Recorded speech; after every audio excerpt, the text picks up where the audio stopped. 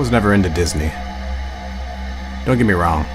I love animated films and I appreciate The Lion King as much as anybody, but I always found Disney too straightforward, too simple.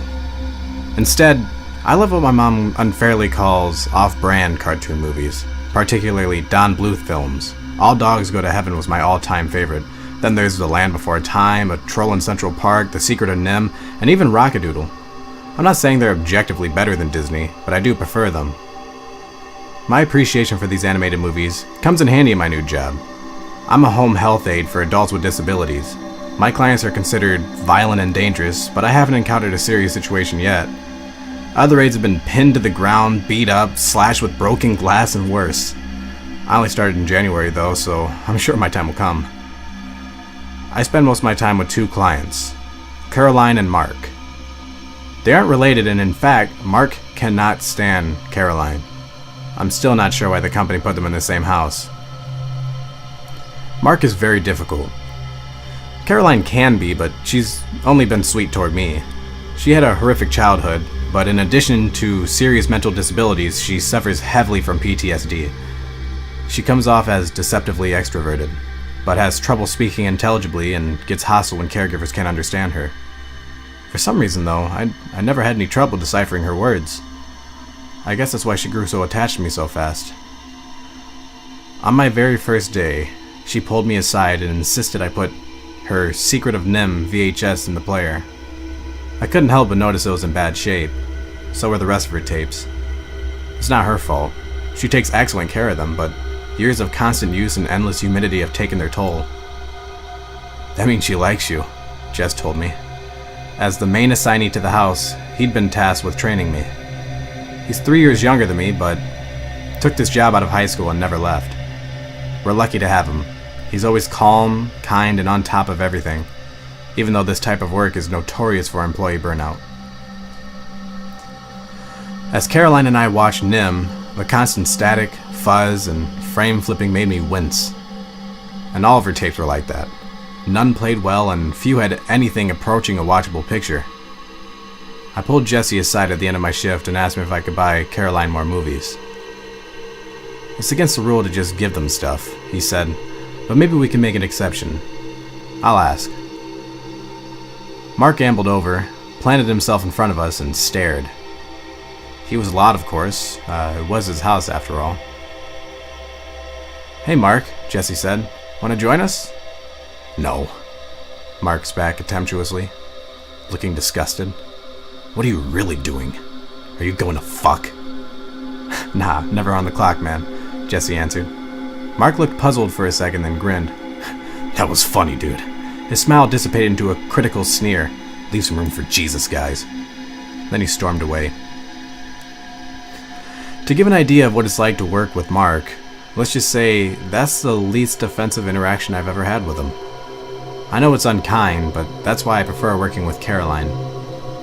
I grew close to her quickly, which made me even more eager to replace her movie collection. Jesse did clarify the gift-giving rules for me. Sure enough, staff members can't give presents to clients, but Christmas and birthdays are exceptions. However, the gifts have to be approved by the program director. Jesse took the initiative and got the approval for me. I was hired after Christmas, but Caroline's birthday is tomorrow, so for the last couple of months, Jesse and I have slowly collected replacements for her videos. Between yard sales, Amazon, and eBay, we ended up with a huge haul. I even dug my old copy of All Dogs Go to Heaven out of storage for her. Altogether, everything cost less than $40. We wanted to make sure the tapes were in good shape before giving them to her, so rather than watch them alone, because seriously nothing is as lonely and melancholy as watching kid movies by yourself, Jesse and I scheduled movie nights. For several weeks now, we've been watching 3 or 4 of these animated movies every Thursday, which is our shared night off. So far, everything's good. The tapes all play as well as VHS tapes can. No one recorded over the films with home movies or amateur porn. Revisiting childhood memories with a friend is fun, and I really like spending time with Jesse. He's the kindest, calmest person I've ever met. Yesterday was our last movie night before Caroline's birthday. We only had 2 films left. Anastasia and All Dogs Go to Heaven, which I'd sentimentally saved for last. But Jesse picked up a double overtime shift, so we started really late. He refused to cancel on me and arrived just after 9 p.m., looking exhausted. His tiredness was catching. We made it through the first movie, but he nodded off about halfway through the second. At some point, I followed suit. After a while, I blinked awake. It felt like hours had passed, but the movie was still playing. And there was something wrong with it. It was supposed to be All Dogs Go to Heaven. Like I said, it's my absolute favorite. I have it memorized, and this is my copy. I pulled it out of my mom's garage myself just a couple of weeks ago. But whatever I was watching wasn't that movie. It wasn't anything I've ever seen. The animation and style were right. Deep, dreamy watercolors, 100 different kinds of soft light, rich and gentle like a moving painting. But everything else was all wrong. For one thing, a cartoon version of Caroline filled the screen. It wasn't the clumsy, painfully overweight Caroline I know, the one who talks like a baby and wears dirty clothes and throws house-quaking tantrums if the macaroni and cheese isn't the exact right color. It was toddler Caroline, tiny and golden, apple-cheeked with mismatched eyes. One like a vast blue pool and the other a deep, warm hazel. She wore overalls and had her blonde hair tied in chunky little ponytails. She was a perfect cartoon baby girl. She wasn't alone. In this film, there was also a man. He looked sad and mean. His head was overlarge, dominated by Elmer Fudd eyes. Underneath those eyes was a downturned, dark red mouth. White clown makeup caked his face, along with thick eyeliner and long painted lashes. Caroline and the man were in a sinister, bare square of a room with brown carpet and a single lamp that emitted ominous yellow light. A small bed sat in the corner. While baby Caroline gurgled happily and played with blocks, the man lay on the bed. His face was buried in the bedding. A single, long-lashed eye peeked out. He held so still that I thought he was dead until I noticed the tears streaming down his face. He finally sat up, leaving a thick mask of makeup caked onto the pillow. Without the makeup, his face was hideous and pathetic. He looked at Caroline, this little clown man with the huge head and mean eyes, as fat cartoon tears dripped down his face. Then an awful, ridiculous smile stretched slowly, spreading all the way to his ears. He radiated hatred and a sheer, overwhelming sickness. His hatred didn't burn, it pushed. The magnitude of it seemed to shove violently through the screen with paralytic force. And somehow, in the nonsensical way of dreams, his hatred propelled him across that terrible little bedroom, all the way to baby Caroline, playing happily with her baby blocks. Caroline looked up when his shadow fell across her. Gentle cooing died in her throat as he leaned down, face split nearly in half by an absurdly ugly leer. I scrabbled for the remote and shut the TV off just as her big blue eyes went horrifically wide. Jesse jerked awake as the room went dark, mumbling a series of apologies. "It's okay." My voice shook. The odd tone cut through his sleepiness, and he looked at me sharply. I could practically see the question swirling in his head. "I turned the movie off. It's messed up. Worse than the tape she has now." "That's too bad," he said. "Are you okay?" Yeah, I jabbered. "Just give me a little bit of a shock."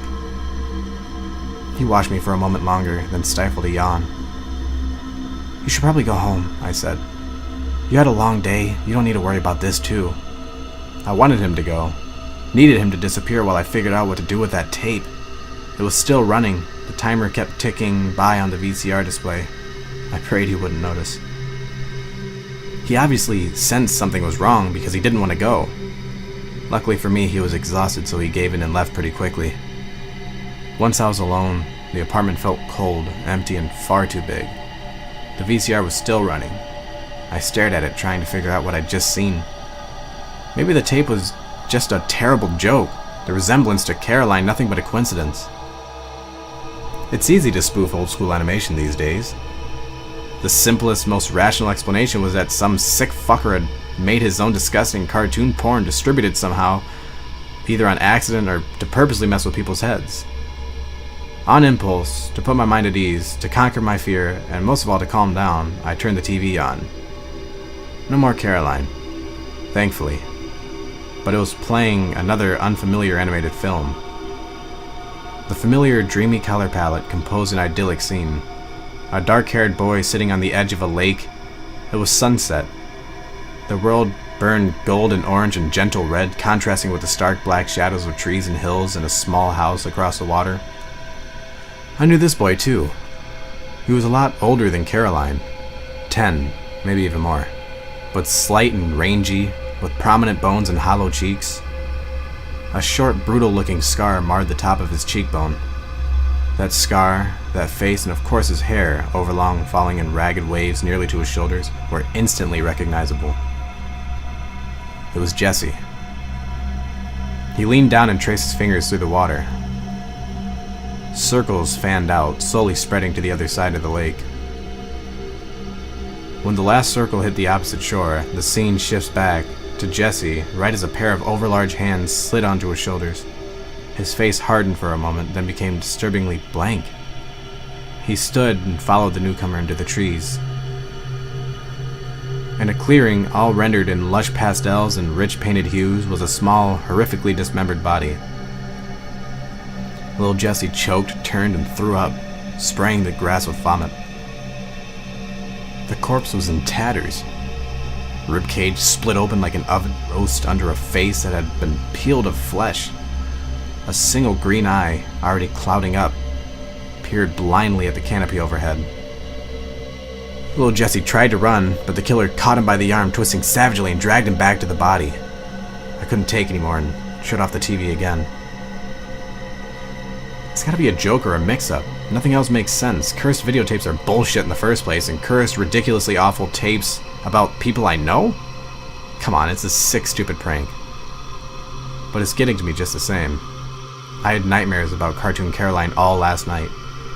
The nightmare was an exact replica of the film and continued long past the point where I turned it off in real life. I woke up in a sweat and went back to sleep.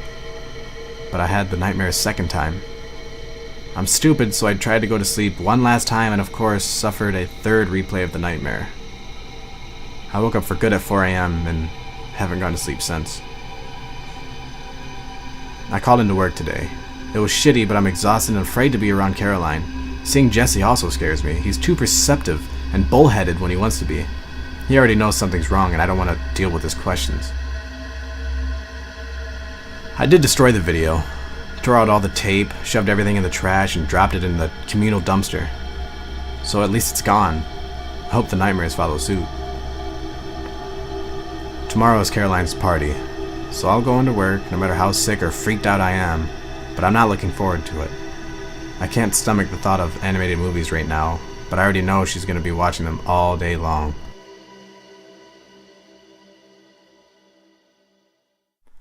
Hey guys, this is iStalkTheDawn, and I hope you enjoyed that story. It's my first time narrating. I'll start doing that more often. That story was by a Reddit user called Dopabeane. Dopabeane. I will link it in the information box. Be sure to like and subscribe if you liked it or share it. There will be more of these videos, and pretty much if it gets more popular, I'll do them more often. For right now, I'll probably do them about once a week. And yeah, if you like it, I will list a bunch of other things too that I've been doing. I do podcasts, I do a little bit of music. By that I mean a lot of bit of music. And yeah, that's pretty much it. So let me know if you like it. Let me know what you want to do. I'll be setting up an email for user submissions that I'll narrate if you'd like. It'll be posted also in the information box. I don't know what you call that thing. That thing down there in the YouTube box. Description? There you go. I got it. Good night.